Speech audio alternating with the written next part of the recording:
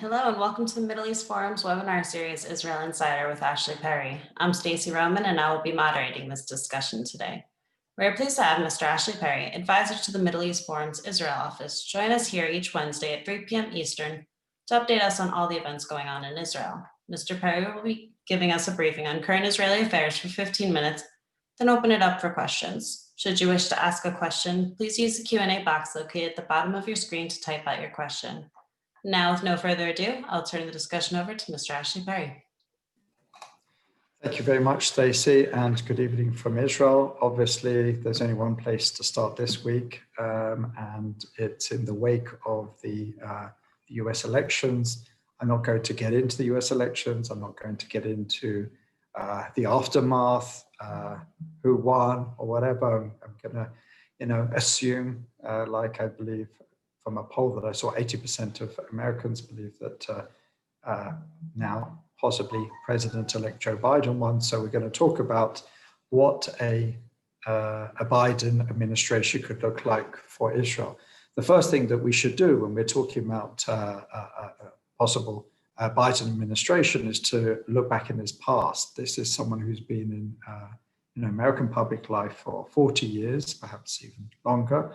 And so he's got a very long record, and he's also got a very long relationship with Israel. It actually goes back to 1973. There's a very famous visit that he has brought up on many occasions, Joe Biden, that he came, I believe it was a few weeks even before the Yom Kippur War in 1973, and he had a very long conversation with Golda Meir, who was the prime minister at the time. Obviously, those who know the history know that the Yom Kippur War did certainly catch Israeli leaders out. They thought there might be something, but they didn't expect war to happen when it did. But Golda Meir certainly gave Joe Biden a sort of rundown on Israel's security fears, security challenges, and I believe he was a senator for Delaware, if I'm not much mistaken. He was a brand new or relatively new. And he describes that particular meeting, conversation with Golda Meir, as one of the most important of his life. And it's clear throughout the years that although Joe Biden certainly not, towed the line, let's say, on every single Israeli government, he would describe himself, and I think it's quite fair to say that he considers himself a friend of Israel. If we look at during the 80s, there was a major discussion on whether to provide Israel with military aid, $3 billion in military aid, which Israel still receives today. And he was a massive advocate of it. He basically said, this is the best money that we could spend. If we didn't have an Israel in the Middle East, we would have to create one, and it would cost a lot more. These were very prescient words because that basic aid package was, after much debate, was passed. A few years previously, there was actually a very famous meeting between Menachem Begin, who was the prime minister, I believe it was in 1982. So it would have been towards the end of Menachem Begin's tenure as prime minister, that he was threatened with the use of aid, other types of aid at that point, civilian aid. He was threatened by Joe Biden at that point if Israel didn't stop building and expanding settlements in Judea and Samaria, then aid could be seriously taught by Menachem Begin that says, I'm not a trembling diaspora Jew, or something like that. I'm not a trembling Jew who's used to threats. You can say what you like, we will do what's good for Israel. So we see sort of two sides to the Biden relationship with Israel. He's a very strong supporter of military aid, defense. To a certain extent, you could argue that was very much the Obama administration's line, that as far as security and defense needs, Israel would get whatever it's needed. But on settlements, a very, very strong critic of what Israel does there. We fast forward to when he was vice president. Joe Biden, as I said, has very, very close relationships. He at one point said, I think it was to a Jewish Federation's dinner a few years ago, he picked up on Derma, Israel's ambassador to the US and a very close ally of Prime Minister Netanyahu, and he said, tell Bibi, I love him, but I don't believe a word he says. And I think that also characterizes also where the Obama administration was, that they didn't believe Netanyahu. They didn't have a good and close relationship with Netanyahu. In fact, Joe Biden, as vice president, was sent to Israel on many occasions because of his personal relationships, but to deliver a harsh sort of message, but in a sugar-coated way. There was a very famous moment when he was in Israel, and the Interior Ministry released, I can't remember exactly what stage it was some bureaucratic stage to expand a Jewish suburb, an Israeli suburb in East Jerusalem over the Green Line. And that became a massive diplomatic incident. It became very famous because, I can't remember exactly who it was. Was it Ben Rhodes? One of Obama's close advisors said, "You never miss an opportunity in a crisis," and that certainly was one. And Biden, Secretary of State at the time, Clinton, and President Obama used this against the Israeli government to the point where they had to apologize and then basically put in a series of measures to make sure that there were no surprises in the future, and even tap down the level of settlement building and various other measures. So we can see, as I said, do we see that it will go back to where we were with President Obama? I don't think so. But will we see the warm friendship that we've seen under President Trump? Also not.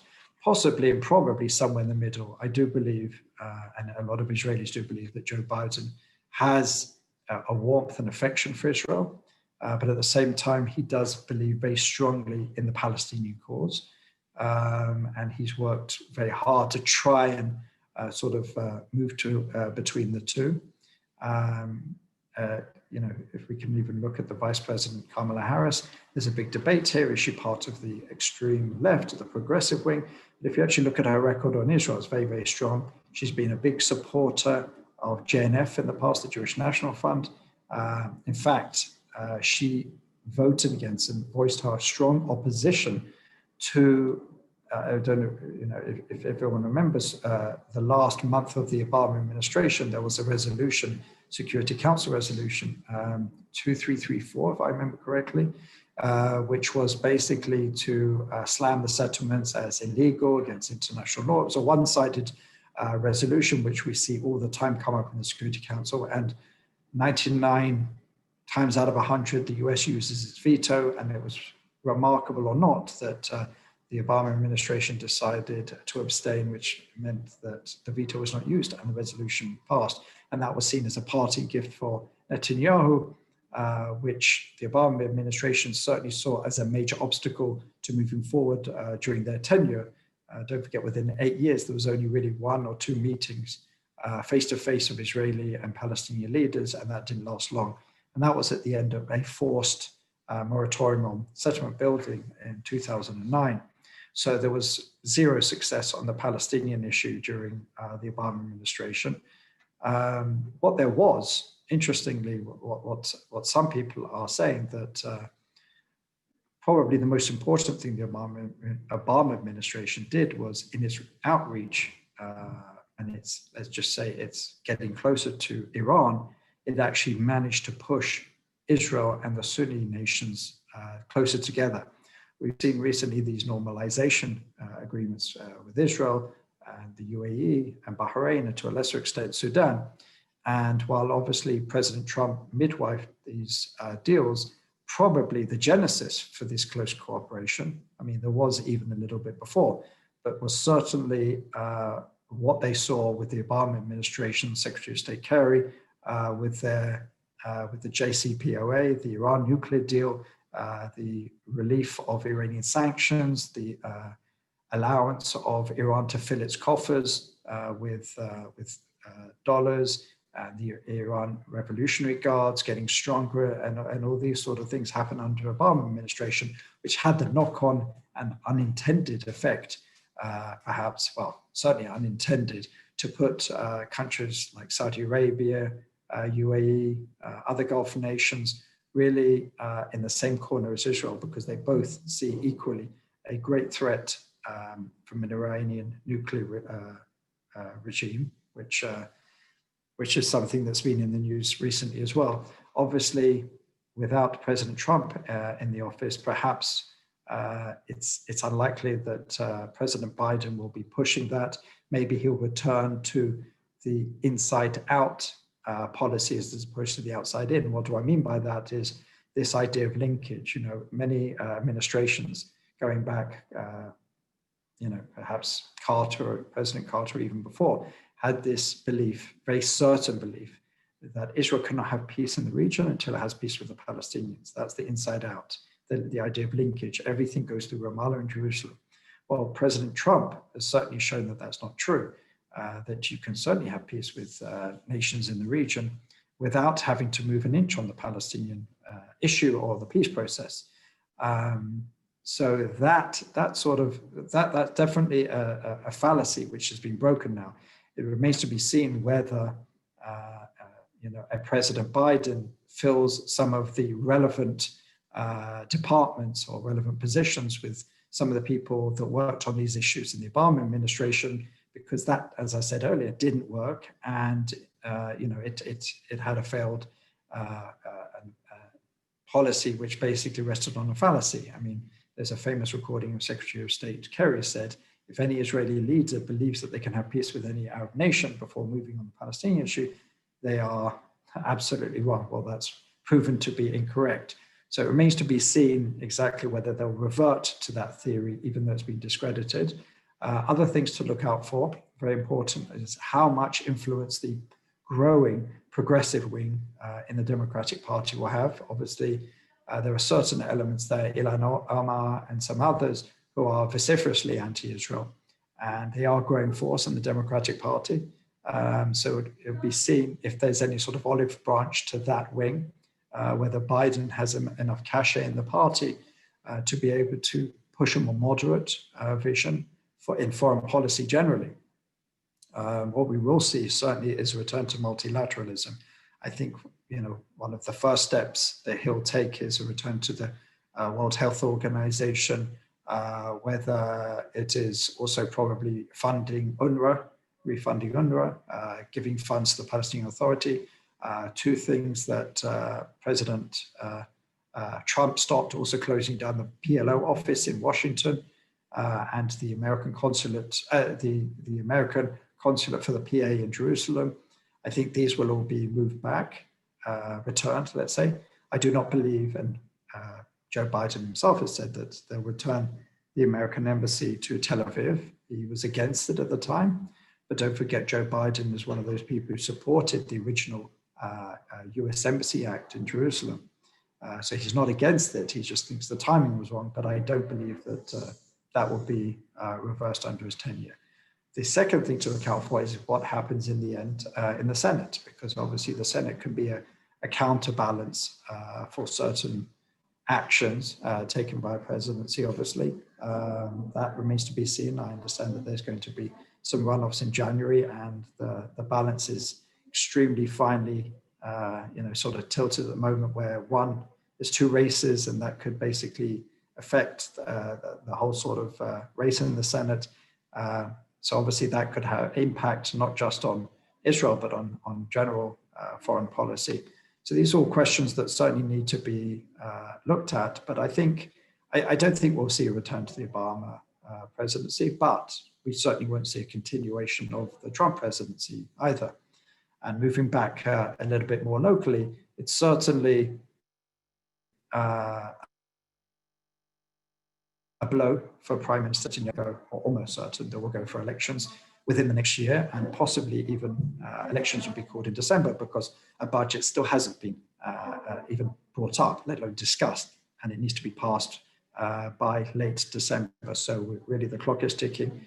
There's talk of blue and white being split in half, with those who've just had enough of what they say is Prime Minister Netanyahu's digging his heels in and basically looking for any excuse to break up the coalition.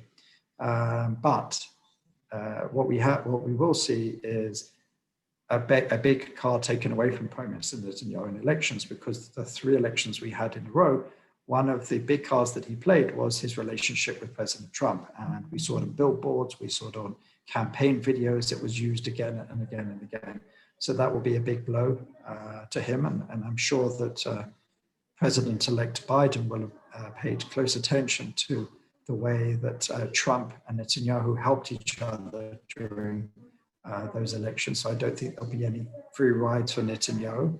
And also another way you can tell how Prime Minister Netanyahu is preparing for elections is that he's trying to delay the court case.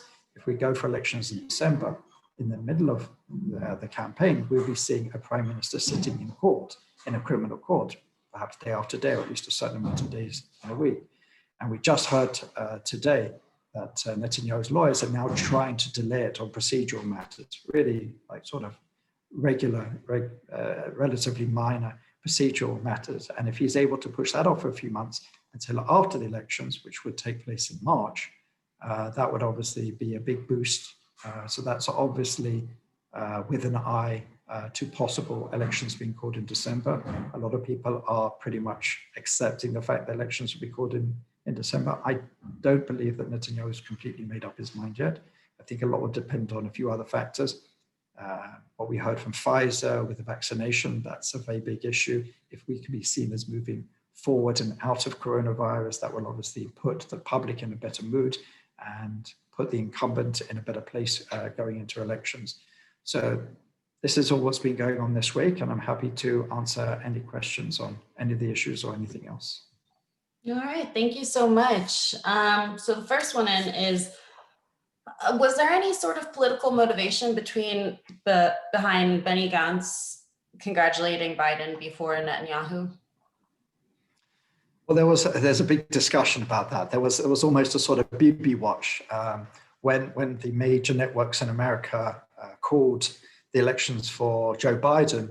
There was a lot of people saying, let's see what's going to happen, because to be fair, the prime minister was in a bit of a sticky situation. I mean, regardless of what happens, President Trump is president for another couple of months. And as we've seen with previous administrations, you're allowed to still, sign executive orders. You're allowed to, you could take many, many steps. So he didn't want to anger President Trump, who's been a very close friend and ally, as I said. And on the other hand, he understands that he's going to be working with Joe Biden for at least 4 years. So he really had to tread that very carefully. And if you see, he didn't use the words president-elect in his tweet. He congratulated Joe Biden, but it wasn't the full-throated congratulations. It's obviously much easier for Benny Gantz and others to do so because they don't have that relationship with President Trump. I don't believe it was coordinated.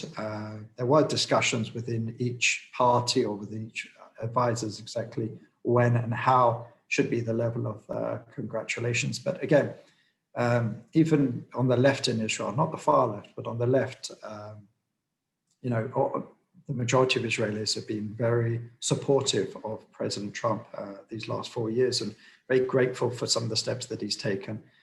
So it's not easy even for those on the left to sort of say goodbye to Trump, especially with what is relative unknown for the next 4 years. So there has been a certain level of skepticism of how much of a friend to Israel Trump really is.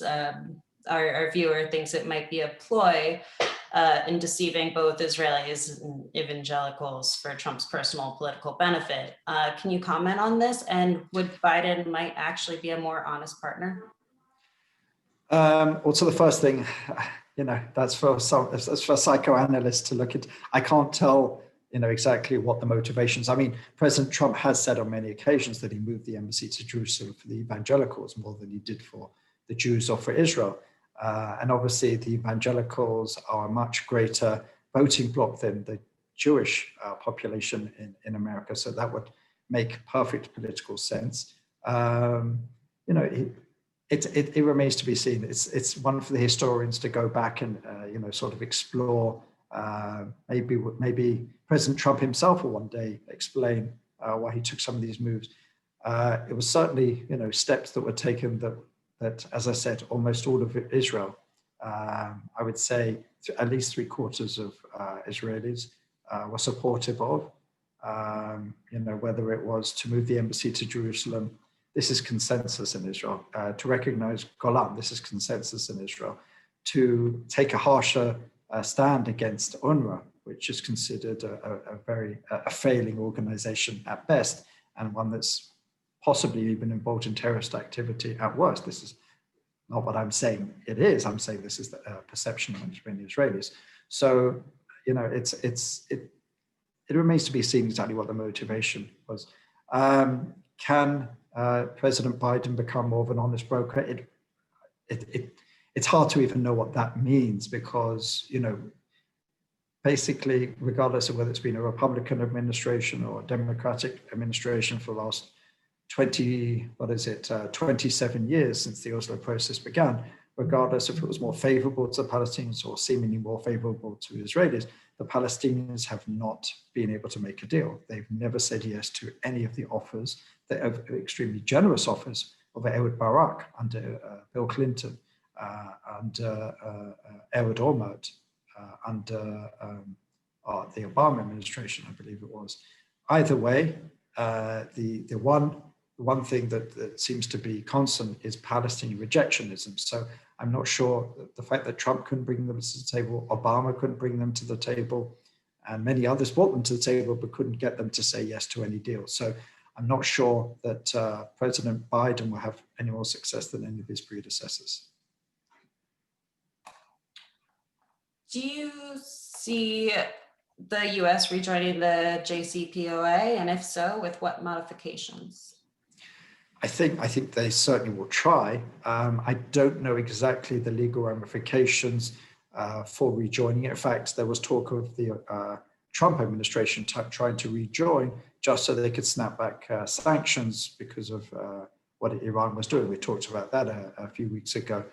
I'm certain that there'll be very strong voices within a Biden administration that will try and get back into some sort of Iran deal.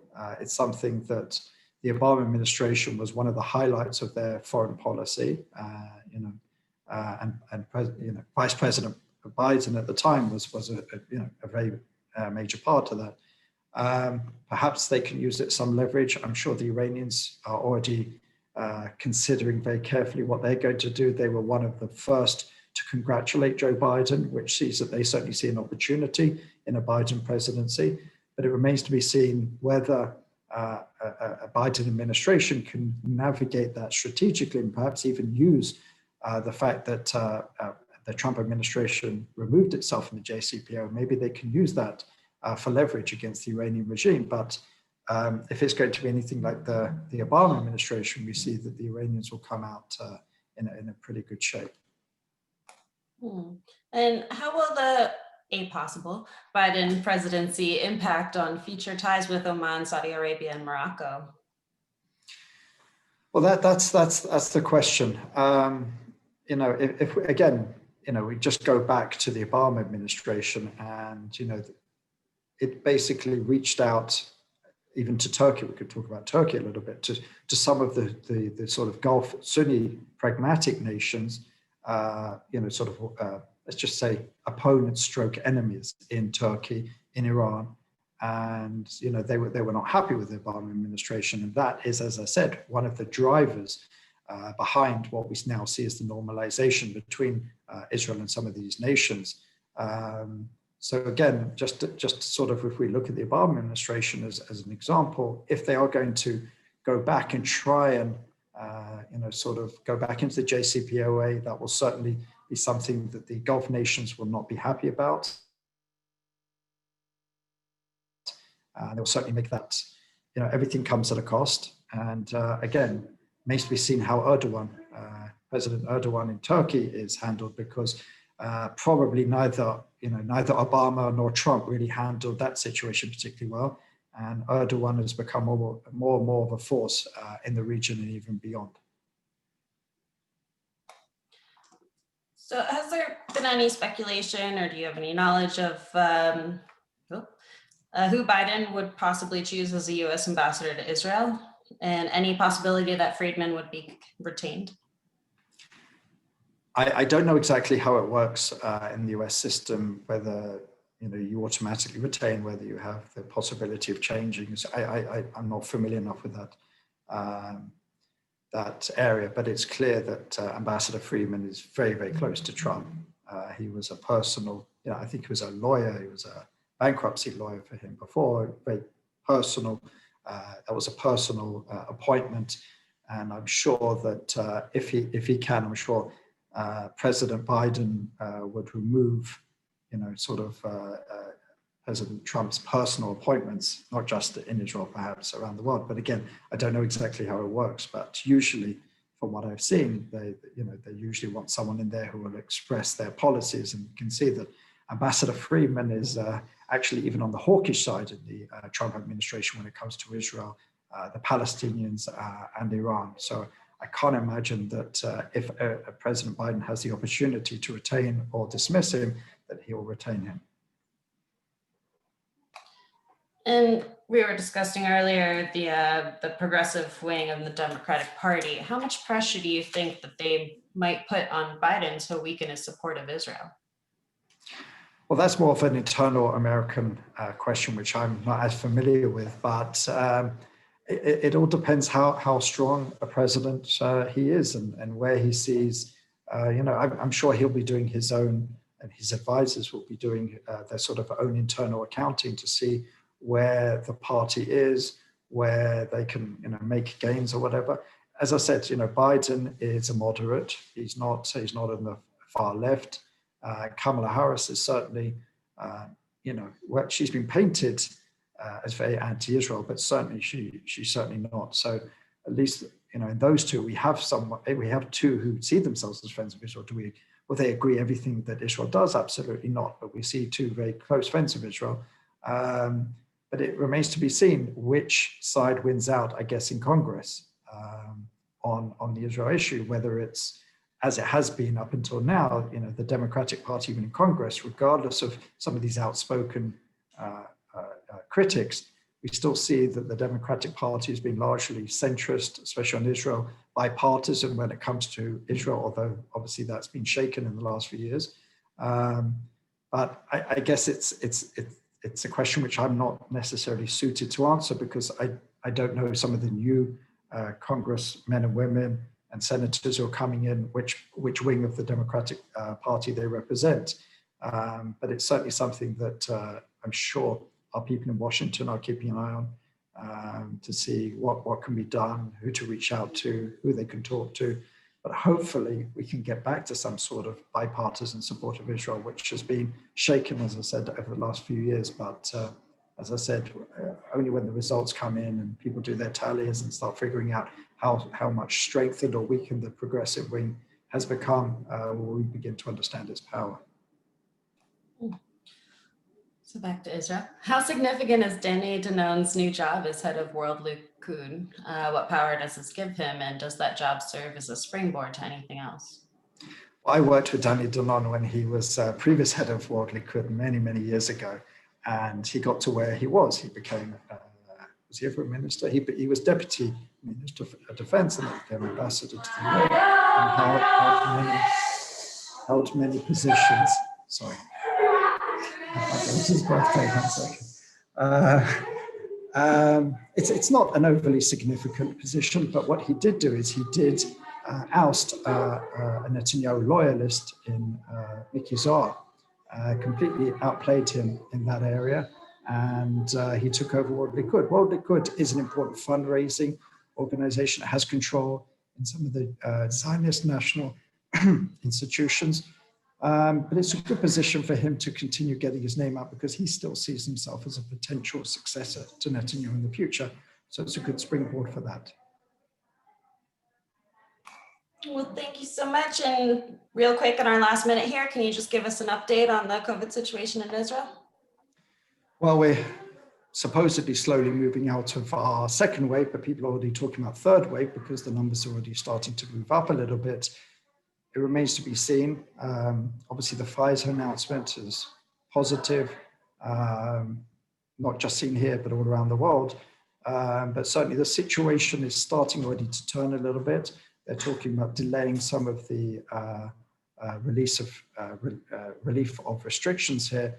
There are many different discussions, but all the experts seem to say that the numbers are starting to be worrying again, and rather than a third stage releasing of the restrictions, people now talking about a third possible lockdown, perhaps after the Hanukkah Christmas holidays, but certainly things are not looking as great as they were a couple of weeks ago. Oh, it's unfortunate to hear, but oh, we're all going through it here as well. Numbers are up. All right, so unfortunately, we could run to you again for taking time to speak with us this week. For our viewers, please join us Friday at 1 p.m. Eastern for a webinar with Salih Hudiar, discussing persecuting Uyghurs, silent Muslim leaders. Thank you all for joining us and have a great day.